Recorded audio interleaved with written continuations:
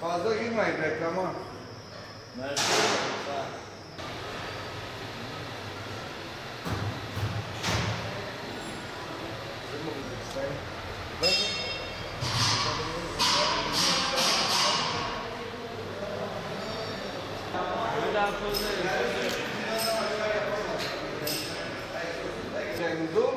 Fazla girmeyin reklama.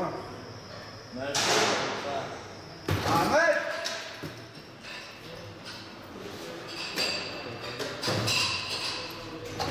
Nerede Ahmet lan?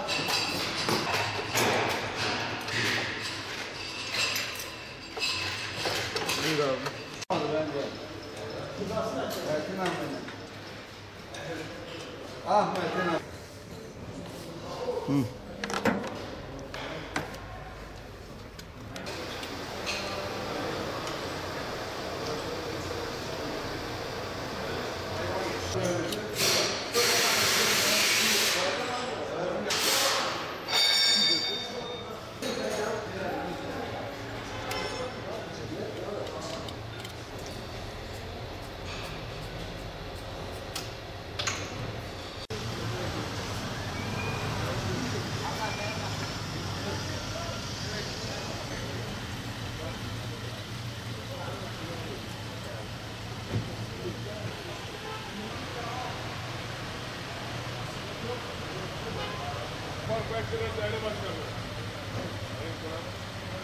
Tamam mı?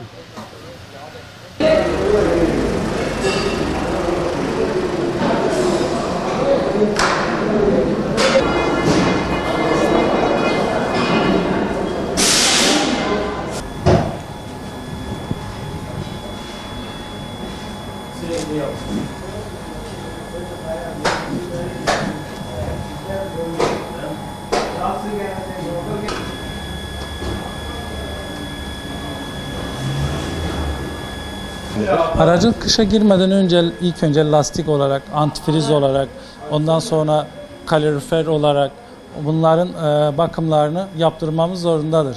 Çünkü araç kışa girirken ilk önce kış lastiklerimizi taktırmak zorundayız.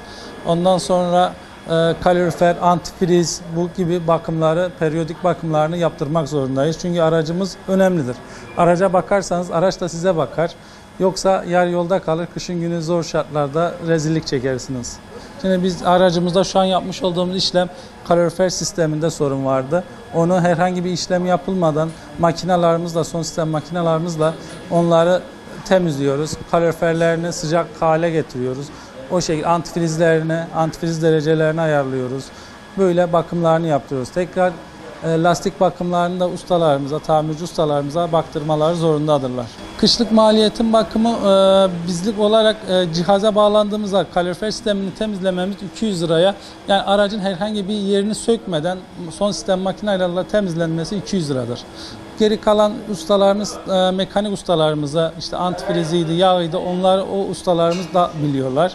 Onlar yaptırmak zorundayız. Araçlarımızın bakımını hem canımız hem malımız için çok önemlidir. Bunları yazın klima olarak, kışın kaloriferde, antifrizde, motor yağıydı, bunları yaptırmak önemlidir. Öncelikle antifriz ve lastik.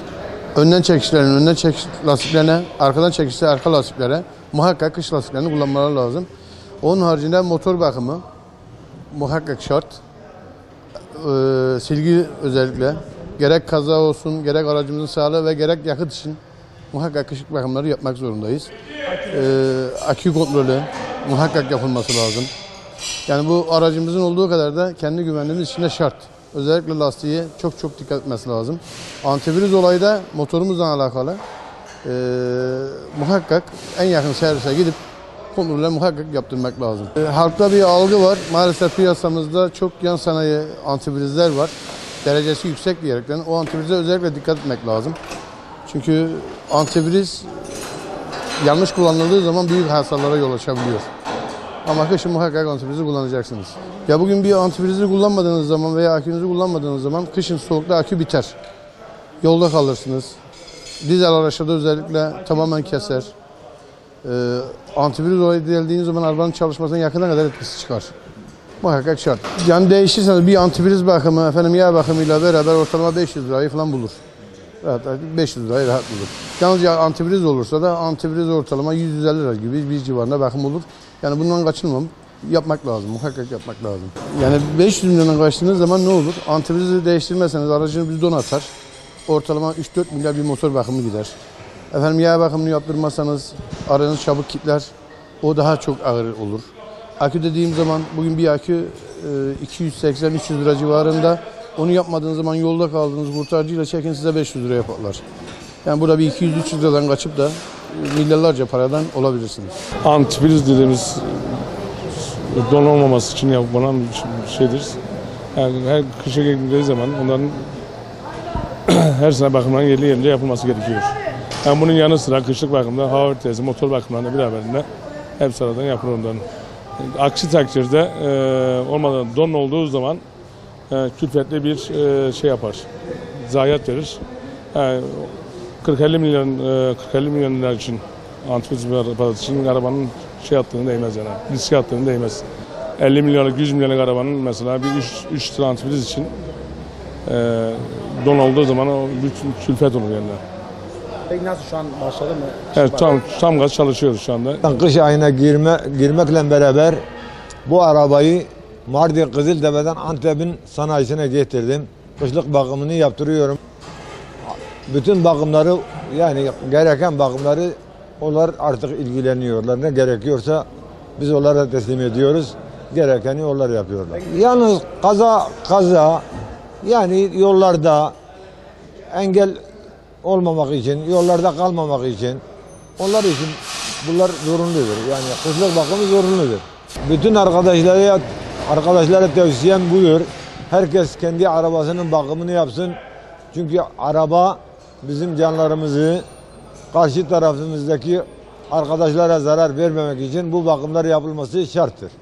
Kışlık bakımı geldiği için Suzuki servisi Ahmet Usta ile Veli Usta iyi bir ustalardır. 20 yıldan beri burayla çalışırım. Kışlık bakımını yaptırıyorum arabalarımın. Yolda mağdur olmamamız için gerekli tüm işlemleri kış girmeden yaptırıyorum. Çok önemlidir. Kışlık bakım olmazsa araçla randıman alamazsınız. Yolda gittiğiniz yerde kalabilir, soğukta kalabilirsiniz.